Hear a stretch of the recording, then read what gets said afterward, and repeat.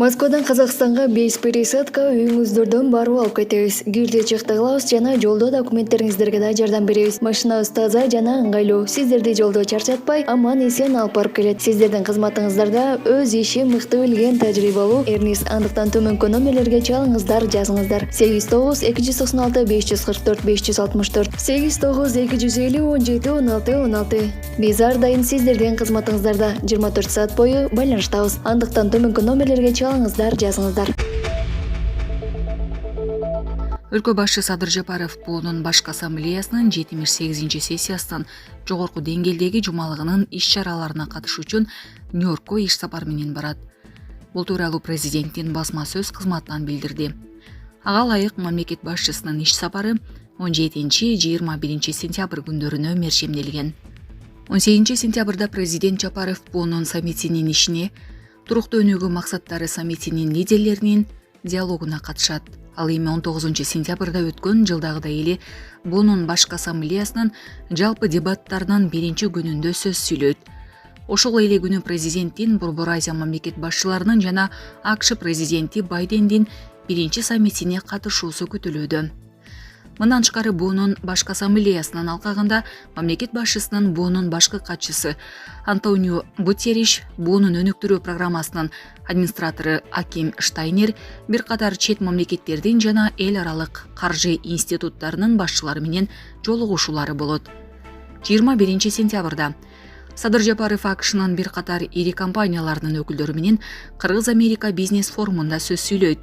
Анда Кыргызстандын экономикалык потенциалы жана өлкөнүн инвестициялык мүмкүнчүлүктөрү тууралуу презентация уюштурулат деп айтылат билдирүүдө. Булак Суперкежи.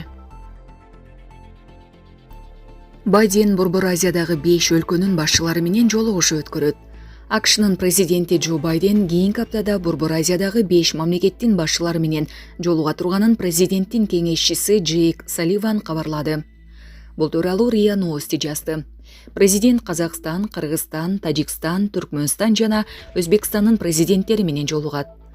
Бул S5+1 форматында өтө турган тарыхтагы биринчи президенттик саммит болот, деди Салливан. Жолугушуу Нью-Йоркто өтмөкчү. Бул башкы ассамблеясынын жогорку деңгээлдеги жыл сайын өтүүчү жыйыны дал ушул учурга пландалган. Булак Спутник Кежи. Садыр Жапаров келгиле, кийинки 30 жылды мамлекеттик көтөрүүгө арнайлы. Мындай билдирүүнү өлкө башчы Садыр Жапаров соц тармактагы баракчасына жазды. Анда мамлекет башчысы эгемендүүлүктүн алгачкы 30 жылы оңой эмес сабак алууга кеткенин белгилеген. Сингапурдун башчысы ким болбосун ал күчтүү, эркке ээ болушу кажет же багынышы керек. Бул карта оюну эмес, бул өмүрлөр, силердин жана менин. Бул мамлекетти курууда мен бүт өмүрүмдү арнадым, анан аны кыйратууга эч ким жол бербөөгө да жооптумун. Ли Куан Ю. Бүгүн 16 сентябрда элдин тагдырын жана тарыхын өзгөртүп, 30 жылдан кем убакытта 3-чү дүйнөдөн биринчиге чыгаруу мүмкүн экенин далилдеген Ли Куан Юнун 100 жылдык мааракеси. Эгемендүүлүгүбүздүн алгачкы 30 жылын оңой эмес сабак алууга короттук, келгиле кийинки 30 жылды мамлекетти көтөрүүгө арнайлы. Анан бул иште бизге жолдо болгондор эсинен чыгарбасын. Бул карта оюну эмес, бул өмүрлөр силердин жана менин, деп жазды ал. Булак Суперкежи. Ташиевдин билдирүүсүнөн кийин Кыргызстандын элчиси Тажикстандын тышкы иштер министрлигине чакырылды. Бүгүн 16 сентябрда Кыргызстандын Тажикстандагы элчиси Эрлан Абдулдаев Тажикстандын тышкы иштер министрлигине чакыртылды. Бул тууралуу коңшу өлкөнүн тышкы иштер министрлиги билдирүү таратты. Анда элчи бийликтин жогорку өкүлүнүн билдирүүсүнөн улам чакырылганы айтылат. Сүйлөшүүнүн жүрүшүндө элчиге 15 сентябрда Кыргызстандын мамлекеттик жогорку өкүлүнүн тажик-кыргыз чек ара маселелери боюнча билдирүүсүнө тажик тараптын тынчсыздануусу айтылды.